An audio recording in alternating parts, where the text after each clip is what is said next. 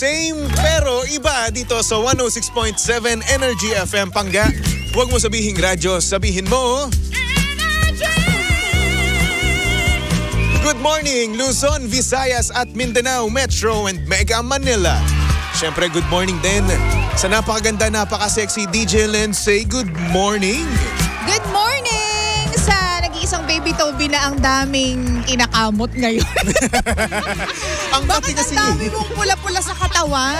Ang kati kasi, walang kumakamot sa aking iba ha. Walang, alam mo na, naligo rin ako kanina, naghudhud ako kanina. Oh. Pero ang kati. Ang daming pula. Tingnan mo, yung baba mo namumula. Yung collar, sa may collarbone mo namumula. Excuse me. Yung dito mo namumula. Excuse me. Yung ano namumula. Ano na naman? Yung sa collarbone mo nga. Alam mo, merong isang namumula talaga sa akin. Ano? Ilong, Diyos. Hindi kanina naman kasi, etong sa uno ko, sa noo ko. Okay, kaya namumula yan. Mm. Kasi tigyawat dyan, okay? Tigyawat.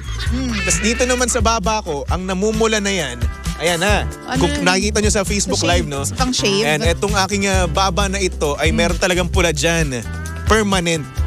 Parang ano? Balat birthmark? kasi yan. Birthmark. Yes. Ilang taon na ba ako dito? Bakit ba? Hindi ko nga alam eh. Ilang taon na ba ako dito ha? Hindi mo alam? 2 taon ba? Magdadalawang taon na ako sa November. Syempre, alam nga namang lahat ng nasa mukha mo. Tingnan ko, Syempre, tinigan di ba? ko. Makikita mo naman yan kasi halos lahat ng mga nanonood sa akin, alam na meron akong balat dito, di ba? Hindi ko alam. I'm so sorry. 2 taon na ako, grabe ka. I'm sorry. Ang sakit naman nun. Ibig sabihin, hindi mo talaga ako tinitignan. Hindi naman sa ganun, pero syempre hindi ko naman tinitingnan Stop yung... it. Okay. Ang dali ka usap. Stop it, okay. Pero alam mo, DJ Lindsay, no? Dapat magde-denim din ako na polo Dapat ngayon. nag-denim ka. Kaso tinamad ako. Naalala ko kasi kanina na na mag-stickering campaign kami mamaya. Yan nga. So pupunta kami ng Pasig. So automatic. Tayo. Bakit Kasama ka ba nun? lang? Sabi kasi ni Papa Jackson kahapon, ako, si Kuya Chico, tsaka siya lang. Bakit hindi ako kasama? Ewan ko. Yun yung sabi sa akin eh. Bakit? Yun yung sabi sa akin. Pero sinama ka ba?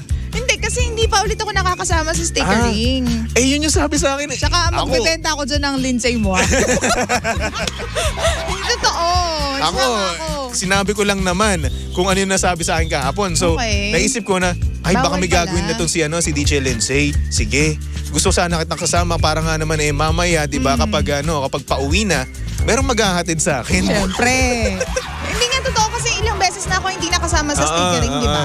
Oo, baka mamaya. Papa Jackson. Oo, sige, may message ko siya. Yan. Mamaya. So, yun na nga, ang kwento ko nga kanina, dapat mag-denim polo. Yun nga, naalala ko nga, may stickering campaign tayo sa Pasig, no? Ayan. Mainit. Kaya ayun. Ano ka ba tuwing hapon umuulan na? Hindi. Ano ka ba? Dude, nung hapon dito. Dude! Papa Jackson, ikaw ba yan? Dude! Hindi, Mars. Mars. Mars. Kasi kahapon kasi, apakatirik ng araw dito. Kasi nagpalaba ako ng kubrekama ko eh. Lumabas ako dito, tapos tirik na tirik ang araw. Ako naman ang nafe-feel ko tuwing hapon, siguro pagsapit ng mga 3:00, ganyan, umuulan na tuwing 3:00, 4:00, ganyan. Yun lang yung napansin ko, Howell. Hindi ko pa rin alam. Kasi ngayon, wala naman daw LPA, wala naman daw bagyo, pero may Intertropical Convergence Zone. Ano yun? Oo nga, meron. Tapos ano daw yan, yung mga hangin-hangin lang yan. May pa rin na thunderstorm advisory. Pero in fairness, kapag gabi, napakalamig ngayon. Totoo. Ang sarap matulog. Totoo. Kaya naman kanilang madaling araw, tamad na tamad talaga ang kumilos. Ayaw na ayaw ng katawan kong bumangon. Pero kailangan naman natin talagang bumangon. Pero ang hirap talaga. Para kang hinihila ng kama mo, no? Oo, parang may kadena dyan sa kama mo, no? Oo, please, don't let go. Parang ganun. Diba? Kasaktuhan pa, napakalamig ng kumot mo, ng kama mo, ng unan mo. Ang sarap talaga sa feeling. Ay, nako. Sana araw-araw ganun, no? Pero walang pasok. Hoy! Ay, mas gugustuhin ko may pasok para may sweldo. Tsaka syempre gusto natin mapasaya yung mga pangganan. Wow! Ganun talaga. Wow, porkit dinig tayo dun sa HR. Ayan, sisip-sip tayo. Hindi ganon. Pero syempre kapag mahal mo yung ginagawa mo, hahanap-hanapin mo rin, di ba? Wala noon. Sige na. Totoo naman yung sinasabi ko. Ito naman kasi nililiteral mo naman sinasabi ko. Hahanap-hanapin mo rin. Hinahanap-hanap ko naman talaga magsalita sa radyo. Hahanap-hanap kita. Uy! Nahawa na ako sa yung high pitch na uy! Uy! Nako. Anyway, DJ Lindsay, mapunta na tayo sa ating topic, no? Kanina kasi meron sa aking nag-send. Uy, ano Nakita yun? niya daw yung kanyang jowa, yung TikTok ng kanyang jowa na madaming nilalike na babae, tapos sexy, tapos sumasayaw, tapos kita ang kaluluwa. Nilalike ng jowa niya. Na lalaki. Lalaki. So ngayon, ang tanong ko naman sa'yo, kung ikaw, makikita mo yung si Kuya Romel na gano'n na nagla-like ng mga babae sa TikTok na nagsasayaw, kitang-kita yung kanyang kaluluwa. Ano ang initial reaction mo? Malamang basagin ko yung telepono. Malamang basagin ko yung telepono, ganyan. Hindi, kasi alam nyo guys, sa totoo lang, nakakababa ng self-esteem and confidence ng mga babae kapag ganun yung ginagawa ng mga jowa nila. Kaya, I mean, literally, wala namang masama sa pagtingin, pag-like. Pero kasi, bilang respeto sa mga girlfriend niyo, kung meron kayong girlfriend, iwasan natin yung ganun.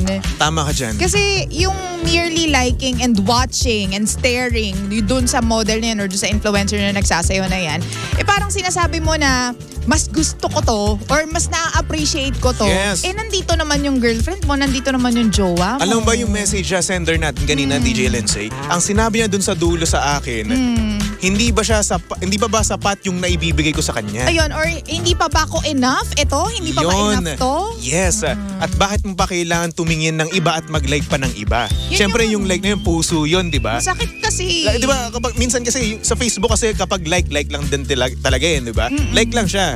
Thumbs up. Thumbs up, Pero dito kasi sa TikTok, heart siya.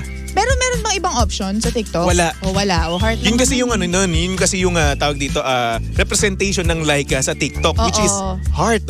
So ngayon, kung makikita yun ng jowa mong babae, Kaya pinupusuan mo, yun kagad yung niya may isip niya dun sa pag-like na yun pinupusuan mo yung babae na nagsasayaw na sexy. Oo, nakakabastos kasi. At saka, yun, kahit alam mo, hindi yan i-voice out ng jowa mo sa'yo na, uy, wag mo naman i-like yan. Bakit mo nila-like yan? Kahit hindi gumanon yung jowa mo, pero nakita niya yung TikTok mo, nakakabastos yun. Tama. Nakakababa ng pagkababae yun. Alam naman namin na hindi kami perfect or wala namang perfect talaga sa mundo. Pero baka naman pwedeng, alam mo yun, medyo hinay-hinay naman sa pagla-like at panonood. Alam mo, buti na lang talaga ako, no? Kung ako magkakajowa ngayon, safe na safe. Bakit? Dahil napapanood ko lang sa TikTok, puro mga science, discovery, M.M. Road. Oo, ganun lang. Tapos mga conspiracy theory. Ganyan yung lumalabas sa feed mo. Oo, ganun lang. Kasi hindi ako nanonood ng mga ganyan kasi good boy ako. Hindi, alam mo, kung single ka, okay lang naman. By all means, do it. Ay, hindi ako Kung wala kang mas-step, you're not gonna be stepping on any people's foot. Lalo na wala kang girlfriend, walang babae na nag-assume na girlfriend mo siya. Diba?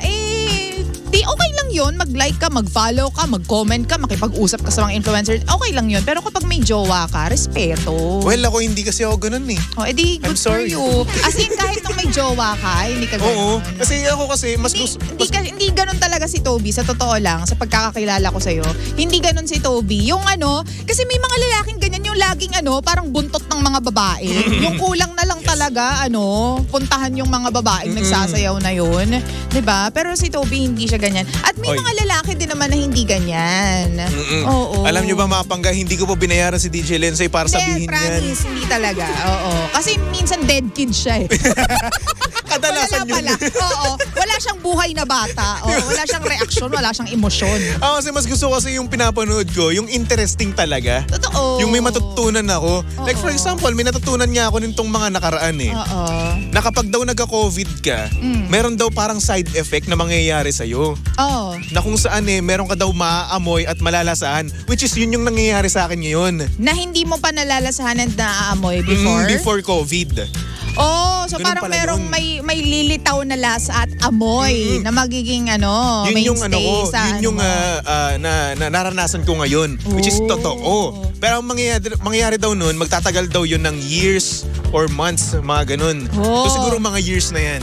Pero alam mo ba, meron din ako isang nabasa na yung mga madalas na nagka-COVID or yung majority na natamaan ng COVID sa mundo ay galing dun sa Neanderthal side. Ang lalim Ano yun? Teka. Sorry na, medyo nakakaano yung mga pinag-uusapan namin ni Baby Toby. Neanderthal side. Yung mga tao na nagmula sa ganitong, hindi ako sure, pero yung may gantong klase ng dugo or pinagmulan. Parang may ganong category kasi yung mga tao. Okay. Basta i-search po yung Neanderthal. Sorry na. Ang nerd natin dun sa part tayo. Alam mo yung mga wordings ni DJ Lindsay, pang mga matalino talaga, genius eh. Yan din kasi yung lumalabas sa feed ko. Yung mga, halimbawa, how to deal with toxic persons, paano isa-psych yung tao, paano masasabi. Ganon yung lumalabas kasi sa feed ko. At ito pa lumalabas pa sa akin, no? Yung mga discussion about genders, ayan. Yung lumalabas din yan sa akin. Pero syempre ayoko nang pag-usapan yan dito. No? Medyo super lalim na. Nalalayo na tayo sa ating topic, no? So ayun na nga, no? Depende pa rin yan sa inyong mga jowang lalaki, no? Totoo. Kung ano talaga yung papanuurin niya. Totoo. Siguro, nung single pa siya, nanonood na talaga siya ng ganyan. Which is, gaya nga na sabi mo, no? Single ka nga naman, di ba? Wala ka nang magagawa dyan. Normal naman yan di ba? Tsaka hinahangaan mo lang naman kung magaling ba sumayaw, di ba? Di, i-late mo, ganun. Totoo. Pero ngayon, kung may jowa ka na, di ba? At napansin niya na, uy, parang, teka, naglalike to na naglalike ka, kausapin ko nga muna. Pag nag-usap ko yung dalawa, tigilan mo na yun. Oo. Kasi syempre, naapektuhan na yung jowa mo eh. Oo. Syempre, isipin mo rin yan na yung jowa mo na mahal ka, di ba? Maglalike ng ibang babae.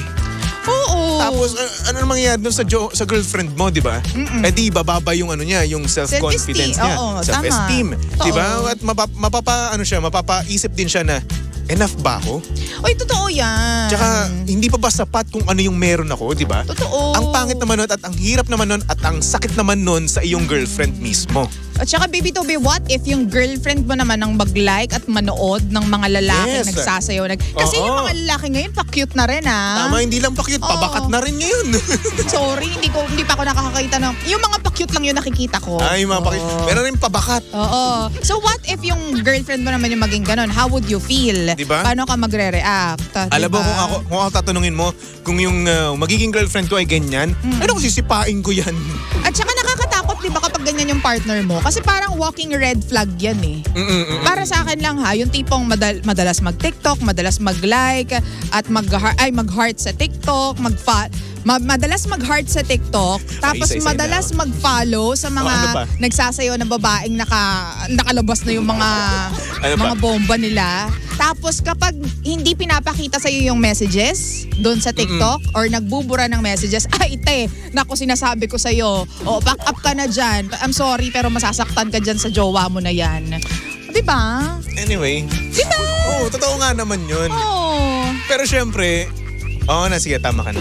Napakadali na kasi talagang magkasala ngayong panahon na to dahil ang dami nga talagang, aminin mo yan, ang daming avenues para makakilala ng tao nowadays. Tama ka dyan. At syempre, kapag eto, na-tsempohan pa, na-tempt nga rin naman na i-PM. Etong nakikita niya sa TikTok, ay nako, di ba? Tapos aalis ng walang paalam, di ba? Kunwari pupunta sa gento, tapos siya lang mag-isa, hindi ka isasama. Oo. Pwede ba yun? Cannot be. Oo. Pero kasi, basta kapag nagsinungaling na yung jowa mo sa'yo, alam mo na, may something yan. Yes. Ay nako, been there, done that.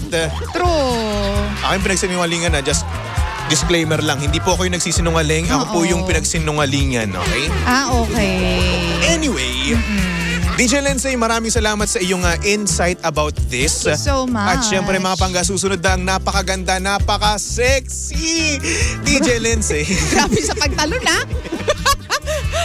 Hi! Para sa programang Lihim ng Liham. And of course, nakasama mo at nakalandian ng hot baby boy ng radyo. Walang iba kundi si DJ Baby Toby na pwede mong stalk sa lahat ng kanyang social media accounts. Hanapin nyo lang Baby Toby 1067 sa Facebook, sa Instagram, sa TikTok, and also on my YouTube channel, DJ Baby Toby. For the meantime, magbalik tugtugan muna tayo. Only here on your number 106.7 Energy FM. Pangga, wag mo sabihing radyo. Sabihin mo...